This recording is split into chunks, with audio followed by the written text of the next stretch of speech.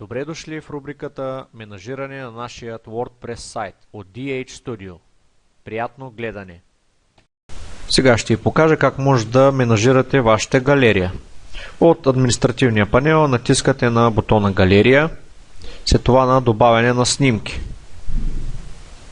Избираме името на галерия, предварително съм задал да се казва Галерия и натискаме Добавяне на файлове.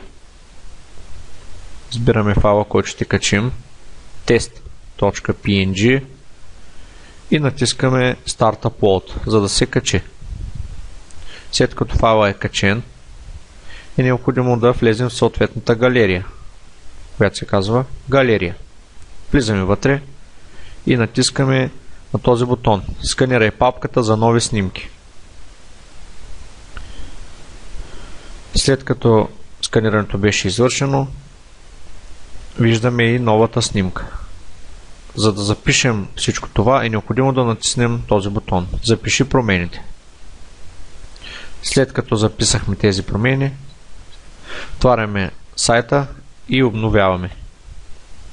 Хоп, излиза и новата картинка.